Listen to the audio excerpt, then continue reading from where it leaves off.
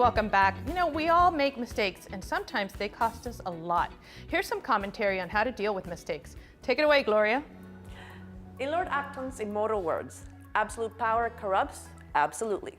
There it is, in one line, the basic premise for the entire saga of Lord of the Rings and the current modus operandi of America's own Middle-earth, also known as the cyber battlegrounds of Twitter. Hi, I'm Gloria R. Reyes, and this is Just Human. We all know it, Twitter has become a dangerous place where one stupid joke or one lousy tweet can cause people to lose their jobs and suffer public humiliation on a global scale. Back in 2015, Jon Ronson wrote an article for the New York Times based on his book on this topic, where he mentioned several victims of this public shaming a la Twitter. Victims like Justine Sacco, who in 2013 tweeted what she thought was an innocent joke about white privilege before boarding a plane headed to Africa.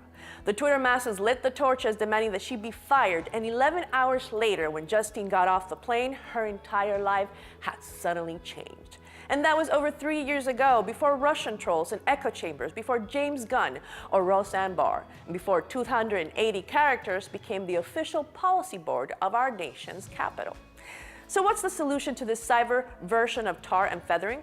Well, if this were Miami in the 1990s, I'd tell you that the solution is actually Gloria Stefan. How? Here comes the interesting tale of what I like to call the era of Miami-neism, after the infamous McCarthyism era of the 50s.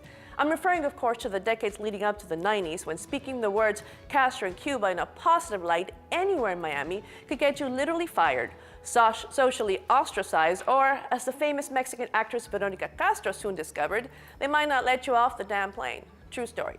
Check out Beatriz Parga's December 7th, 1991 article in the Nuevo Herald archives for the juicy details. You see, human nature is quite simple, really. I would say it's even primitive, for it hasn't changed much since humans first walked on this earth. So here's a little Humanity 101. If we're not careful, sometimes we can become the very thing we profess to hate. Just think of it as a pendulum. If we're pushed with enough force in one direction, we will push back with equal force to the other side, so that both extremes become nothing more than mirror images of each other at their highest point of swing. And in the case of the Cuban exile community, despite knowing we were on the right side of the fight, in a weird way, we too had become just as intolerant of free speech and open exchange as the totalitarian regime we so hated.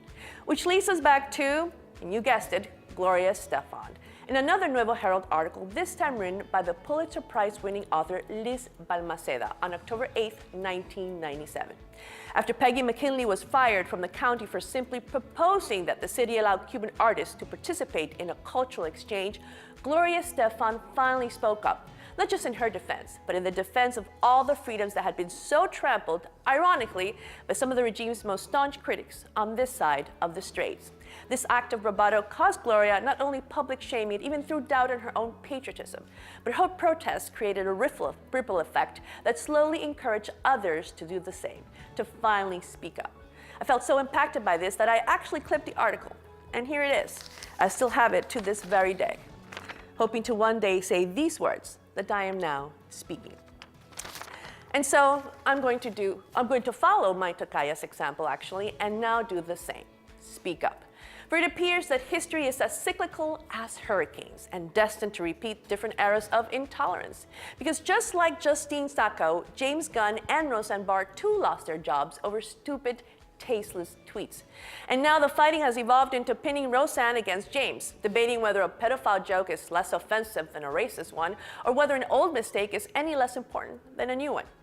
Jon Ronson, who also gave a TED Talk on this topic, proposed that these scenarios involve two types of people: those that favor humanity over ideology, and those that favor ideology over humanity.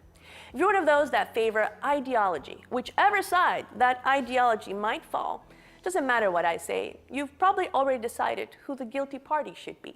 But if you're one of those that favor humanity, here's a little exercise we can play. Let's strip both James and Roseanne of everything, including their names and the words they used in those tweets.